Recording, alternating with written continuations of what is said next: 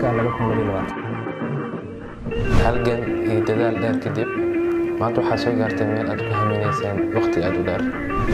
waxaan rabaa inaad qayb weyn ka qaadan doontaan horumarka iyo dib-u-dhiska dalka.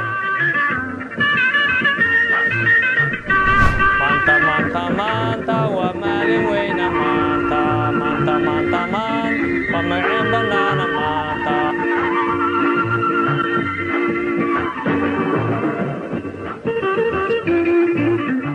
magacaygu waa Cabdishakuur Ibraahim Cabdi, madaxa xafiiska Public Relationka Jaamacadda Zamzam. waxaan halkan hambalyo uga dirayaa dhammaan ardayda qalinjibiyaasha ah ee sanadkan 2021-2022.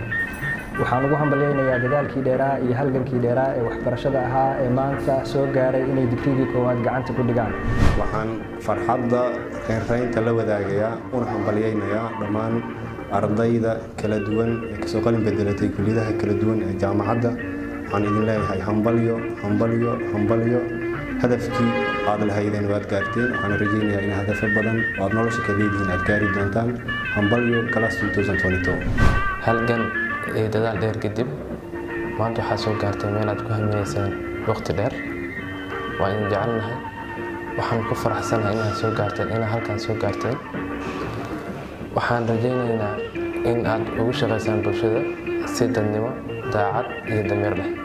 sidoo kale waxaan idin rajaynaynaa mustaqbal wanaagsan, cimri dheer iyo caafimaad. waxaan idin leeyahay hambalyo. Anigu ka hadlayo magaca diiwaanhayaha guud ee Jaamacadda Zamzam. waxaan hambalyo bogaadin u dirayaa dhammaan ardayda ka soo qalin jebinaysa jaamacadda kulliyadaheeda kala duwan, sayniska, tiknoolajiyadda.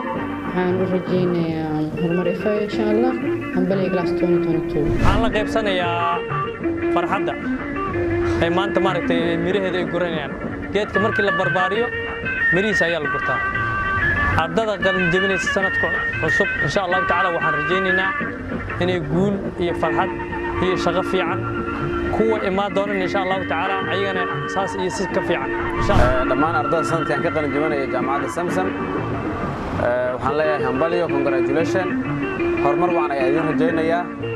waxaan rabaa cilmiga la soo bartay in xirfadiisii la sii wado oo maaragtay ummadda loogu shaqeeyo. cilmigiina Allah ka dhigo cilmi naafic ah. waxaan hambalyo kadib ardada xusuusinayaa qalinjibiyaasha ah inay jaamacadda nagu soo booqdaan kambaskeeda si ardada wax dhiganaya hadda iyo kuwa mustaqbalka dhigan doonaba ay wax ugu kordhiyaan waxbarashadooda. waxaan sidoo kale xusuusinayaa ardada qalinjibiyaasha ah inay mar waliba xusuustaan saaxiibadii, macallimiintii, maamulkii iyo waalidiintii waxbarashadooda wax ku soo taray. waxaan rabaa ugu dambeyn inaan mar kale yidhaahdo ardayda hambalyo. waxaan u rajaynayaa mustaqbal wanaagsan, waxaan u rajaynayaa mustaqbal ifaayo. waxaan idin rajaynaynaa mustaqbal ifaayo iyo horumar waara. waxaan rajaynaynaa inaad noqotaan kuwa anfaca dalkooda, diintooda iyo dadkooda. waxaan rajaynaynaa inaad cilmiga aad barateen oo noqon doono mid aad ku anfici doontaan naftiinna iyo bulshada kale intaba. anigoo u hadlaya magaca maamulka, macallimiinta, madaxda kulliyadaha kala duwan iyo ardayda jaamacadda Zamzam. waxaan hambalyo bogaadin u dirayaa ardayda sanadkan 2022 kasoo qalin jebinaysa jaamacadda kulliyadaheeda kala duwan. waxaan leeyahay hambalyo.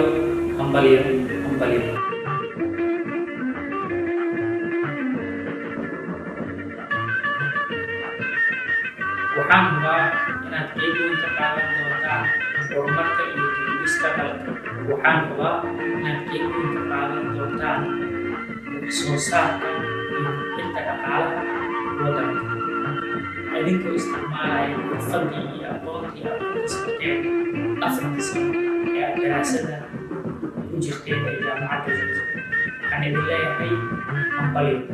waxaan idin rajaynayaa mustaqbal ifaayo iyo idinkoo waddankiina uga qabta. hambalyo. Assalaamu calaykum warahmatullaahi